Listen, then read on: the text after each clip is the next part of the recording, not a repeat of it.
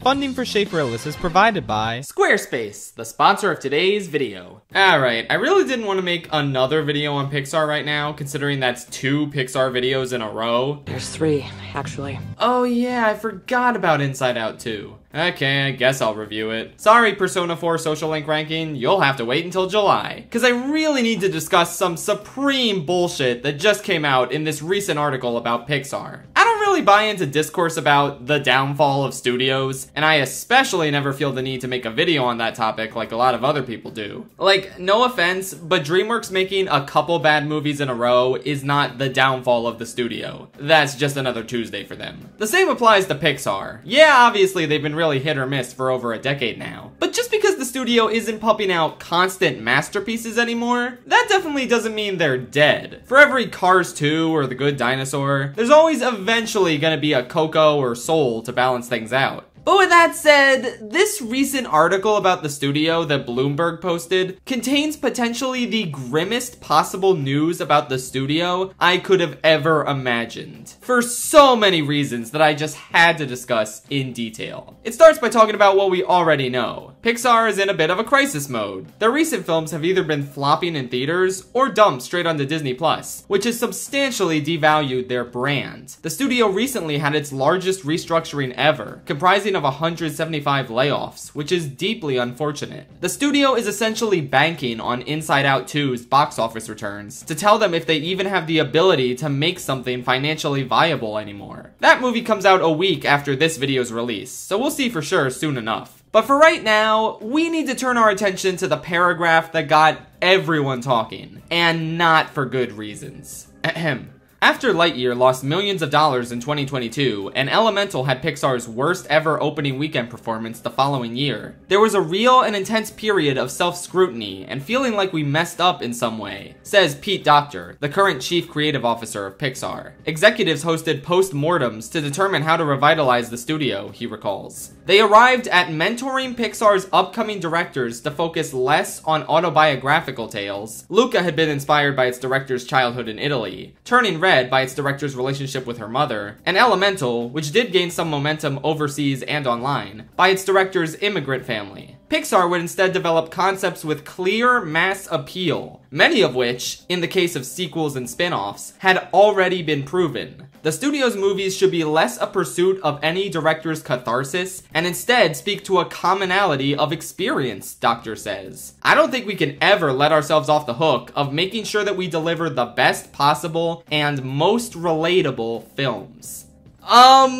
Okay. Where do I even start? First of all, what an insane anti-art stance to take here, right? Don't put any of your single experience or voice into a story you want to tell, because it's not marketable enough to a bunch of people. This is insanely insulting to the creative voices behind Luca, Turning Red, and Elemental, especially considering their autobiographical attributes were some of the best things about them. I wasn't even a huge fan of Turning Red and Elemental, but I very much appreciated that they gave a voice to their directors, who put a ton of their personal lives and experiences into those films. That's what art is supposed to be about, right? Expressing yourself and allowing other people to connect their experiences to your own? These movies really spoke to a ton of people who saw themselves represented on screen. But I guess that wasn't good enough for the corporate overlords at Disney, huh? These movies didn't allow literally everybody to relate to them. That means we gotta steer clear of doing those pesky personal stories. But as many people pointed out on Twitter, tons of Pixar's massively successful Golden Age films are a result of directors telling personal stories. Brad Bird put a lot of his family life and inability to reconcile his work with spending time with his family into The Incredibles. Andrew Stanton took a lot of inspiration from his experience with his son for Finding Nemo. Hell, this very article points out that Pete Docter's own Inside Out was largely inspired by his experiences with his daughter. But like, how are you gonna make another Inside Out now? Not everyone is a teenage girl who experiences all these emotions. That doesn't sound very relatable to everybody on the fucking planet, does it? The article does point out that Inside Out 2 is inspired by Pixar story supervisor Kelsey Mann's experiences with his own daughter. Connect with audiences. I mean, look at how poorly Luca and Turning Red did at the box office. You know, when Pixar released them years after they had already premiered on Disney+.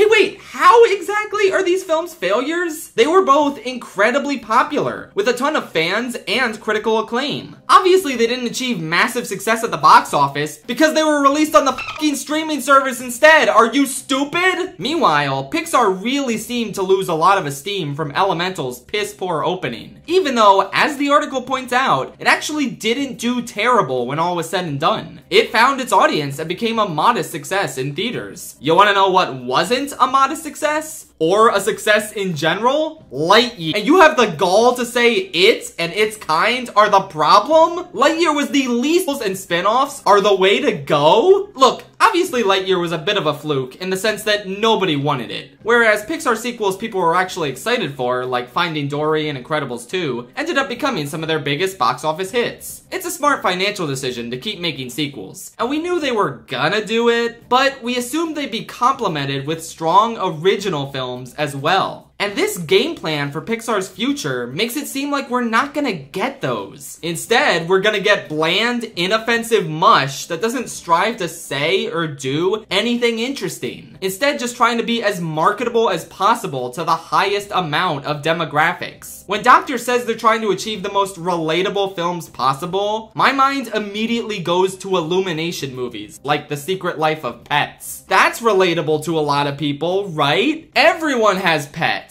Relatable content, you guys! Obviously, we don't know yet if Pixar's future films are gonna be that dire, but I just would not be surprised if that's the case. And in terms of sequels, I don't know, man. I think the goodwill ship might have sailed. Everyone I know is vehemently against the idea of Toy Story 5, regardless of whether they liked 4 or hated it. We all collectively agree that either 4 never should have been made, or at the very least, it was kinda good, but we definitely need to stop now. Apart from that, I haven't seen any excitement at the recent rumors of Finding Nemo 3 or The Incredibles 3. The article even mentions Pixar's senior vice president for development, Lindsay Collins, pitching the idea of an Incredibles 3 to her teenage son, and him immediately saying it's a money grab. Yeah, that kid knows what's up. Really though, how sad is it that Incredibles 2 was the most desired Pixar sequel for so many years? And then it came out, and now nobody wants an Incredibles 3. I'll be charitable and say the reactions to Incredibles 2 were divisive upon release. Obviously, a lot of people really loved it. I was not one of those people. And now to this day, thoughts on it are pretty mixed. But regardless of its reception, it kind of inarguably killed the momentum of Incredibles as a franchise. There's no buzz surrounding the idea of a third movie. And I think a lot of that is owed to the reputation Pixar sequels have of just not nearly living up to their predecessors in a lot of people's eyes. Are these movies still gonna make money when they come out? Well, yeah, obviously, it'd be stupid to say otherwise, but they're not gonna capture the cultural zeitgeist in the same way those original films did. Because those original films were made from a place of passion, by brilliant storytellers who brought a ton of their own personal experiences to their films. It doesn't seem like we're gonna get another Finding Nemo, or The Incredibles, or Luca, or Turning Red, now that the creatives of Pixar are discouraged from pouring their heart and souls into these films. And I'm gonna be totally honest, the bleakest thing about this entire article, the one thing that rubs me the wrong way about these quotes more than anything else, and single-handedly convinced me to make this video, is the fact that the guy saying them is goddamn Pete Docter. He's not some out-of-touch executive. At least, he didn't used to be. This man was one of the driving forces behind Pixar's creativity. He directed Monsters, Inc., Up, Inside Out, and Soul, which is an insane track record of passionate, creative films. He's never missed in terms of his movies, so it is painful to hear him make such devastating anti-art statements. It's like becoming a CEO rots your brain and sucks all of the creativity and whimsy you once had out, leaving you an empty corporate husk.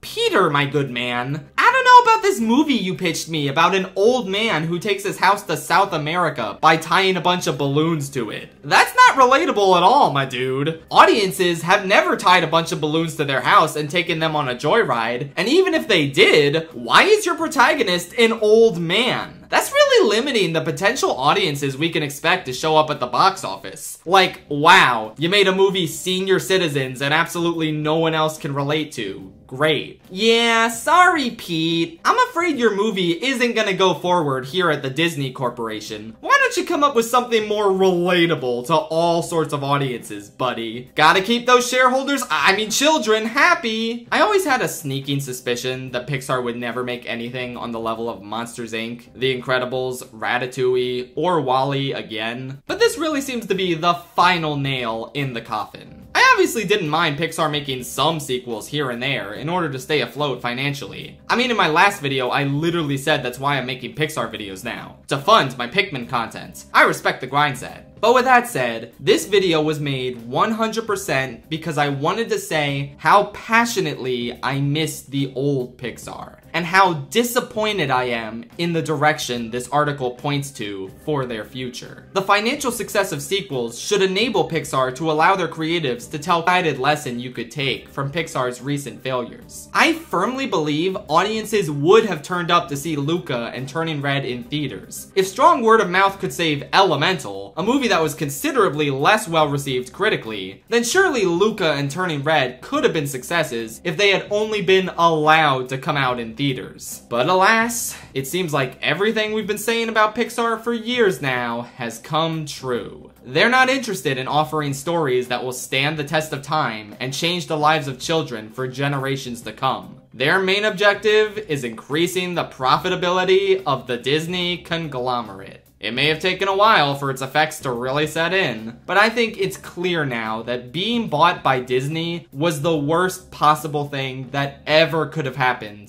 to Pixar Animation Studios. Oh well, maybe Inside Out 2 will at least be a 7 out of 10. That's honestly what I'm hoping for, I'm not picky. Can't wait to review that, and also Finding Nemo 3, and The Incredibles 3, and Toy Story 5, and Ratatouille, and Up 2. This time it's down. All of these videos are directly contributing to my secret safe, which is where I will get the money to rank every single treasure in the entire Pikmin series. Spoilers, the Doomsday Apparatus is last place. Okay, that's enough, bye! Wait a minute, I forgot. It's sponsor time, baby. Let's hear a word from our fabulous sponsor, Squarespace. Well, actually, it's my words, I'm the one saying them. So let's hear from me, talking about Squarespace. Squarespace is an amazing online website builder that enables you to create beautiful websites for your business or personal hobby. Start a completely personalized website with the new guided design system, Squarespace Blueprint. There are so many professionally curated layout and styling options you can use to craft a unique online presence tailored to your brand or business, and optimized for every device. Easily launch your website and get discovered fast with integrated, optimized SEO tools, so you show up more often to more people and grow the way you want. Running a business is so easy with Squarespace thanks to their simple but powerful payment tools. Accept credit cards, PayPal, and Apple Pay. And in eligible countries, offer customers the option to buy now and pay later with Afterpay and ClearPay. These seamless checkout options allow you to easily sell exclusive content on your site. And so does the ability to add a paywall to sell memberships or courses, or sell files your customers can download, like PDFs, music, or ebooks. Check out squarespace.com for a free trial. And when you're ready to launch, go to squarespace.com/ShadeForAList to save 10% off your first purchase of a website or domain.